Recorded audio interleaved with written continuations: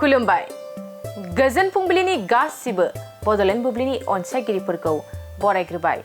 दिनै 31 मे शुक्रबारनि फान्जामुथिखौ फरायथिनो लादों आं खिलिखां ब्रह्मआ। फान्जामुथिनि गिबियाव दं मेष राशि। दिनै नखराव बिदानि सुखुआवनो बयबो रंजाखांगोन, मोजां सान। वृष राशि। सावस्रिया जोबोरैनो मोजां जागोन, बयजोंबो गोरोबलायना थानो हागोन। मिथुन राशि। गोबाव समनिफ्रायनो मावनो लानाय थांखिया फैमाल जागोन, असान्थिजोंनो साना बारलांगोन। कर्कट राशि। साननायफ्रा गासैबो फैमाल जानो हागौ, बरादा जोबोरैनो गाज्रि जागोन। सिंह राशि। माबा मोनसे हाबानि थाखाय गोजान लामा हान्थिनांनो हागौ, देहाखौ जोबोरैनो खस्थ' मोनगोन। कन्या राशि। आखायाव रांखावरिया जोबस्रांनो हागौ, गोबां खस्थ' जेंनाजों भुगिनांगोन। तुला राशि। नोंथाङा गोरोन्थि हाबा मावफ्लांनो हागौ, सानै हयै हाबा मावनाया गाहाम जागोन। वृश्चिक राशि। गावनि गोरोन्थियावनो धोन दौलतआ जोबस्रांनो हागौ, सांग्रां थानाया मोजां। धनु राशि। नखराव माबा मोनसे मोजां खौरां फैनो हागौ, बिनानावनि सुखु फैगोन।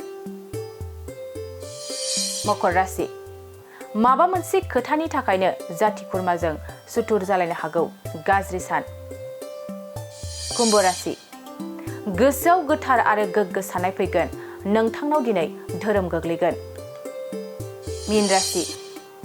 जेबो मावनो दांनो गोसो जानाय नङा, ओरैनो गोग्लैसोना थानो गोसो जागोन। दिनै सानसेनि राशि फरायथिनायाबो एसेनोसै। आसा खालामो नोंथांनि दिनैनि साना मोजाङै मोजां थांगोन, बेखौ बड'लेण्ड बुब्लि नखरनिफ्राय मिजिंथिबाय। गोजोन्थों। मोनसे गोजोनथाव खौरां, बिए सेथि सेमिस्टारनि थाखाय गसाइगावनि जारागुरि गबिन्द बसुमतारी कलेजाव मुं थिसननाय हाबाफारिया सोलिगासिनो दं।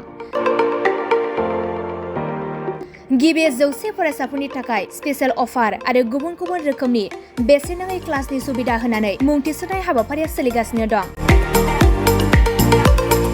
बे फरायसालियाव फरायसाफोरा गावनि गोसोबायदि आयदाखौ सायख'नानै लानो हागोन। लोगोसे basic computer class, self defence आरो स्पकेन इंलिश क्लास बायदि सुबिदाफोरखौ बेसेन होआलासे फरायसाफोरा सोलोंथाइखौ लानो हागोन। लोगोसे बे फरायसालिमायाव गासैबो फरायसाफोरनि थाखाय फ्रि बास सार्भिसबो होनाय जादों। लोगोसे गासैबो थाखोनि बिजाबजों बुंफबनाय बिजाब बाख्रिनिबो सुबिदा दं।